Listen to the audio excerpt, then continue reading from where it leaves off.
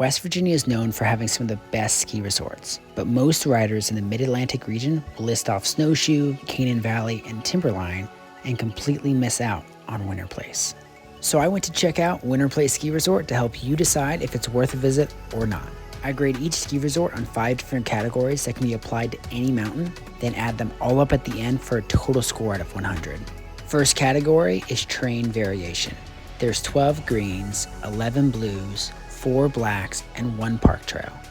There's definitely a lot of beginner terrain, and Winterplace claims to be the best place to learn how to ski and snowboard.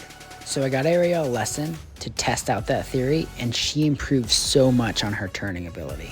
I think Winterplace is an awesome place for beginner and intermediate riders because a lot of the blues feel like they should be greens, and a lot of the black runs are especially short. Terrain variation only gets a 13 out of 20 because there's not enough advanced terrain at the ski resort. Next category is layout of the mountain. How many lifts are there on the mountain to spread out the crowds? There's 7 main lifts at Winterplace, which does help spread out the crowds, but it can make getting up the mountain a little bit complicated. And what I mean by that is you have to go up one lift and then ride down a certain side of the mountain to then go up another lift to get to the top of the mountain. Mountain layout gets a 10 out of 20 because there are a good number of lifts to spread out the crowds, but it can be a little bit confusing navigating the ski resort. Third category is lodging options. How can you stay at this mountain? There's a small lodge at the top of the terrain park called the condos, and there's all these Airbnbs along the side of it. But then there's the Glade Springs Resort, which is just a short shuttle ride away.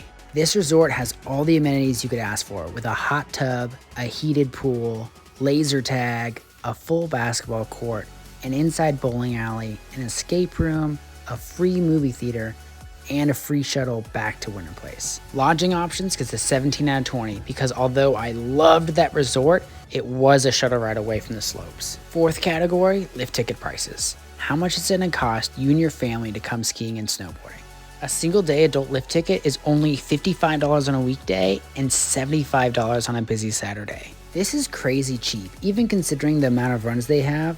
It's hard to find lift tickets that are cheaper than this on the East Coast. Lift ticket prices get a perfect 20 out of 20 for being one of the cheapest tickets I've ever seen. Last category is the uniqueness factor. What makes this resort stand out compared to the others? What makes Winterplace unique is it has a huge number of night skiing options. Almost the entire mountain is still open for night skiing, and it's included in your regularly priced lift ticket.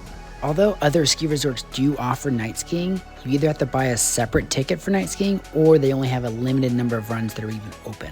Uniqueness factor gets an 18 out of 20 because it's one of the most vast night skiing options in the entire Mid-Atlantic region. The overall score for Winterplace Ski Resort is a 78 out of 100, which is a very solid score for southern West Virginia. If you're planning to visit West Virginia for skiing or snowboarding this winter, then you need to check out this video.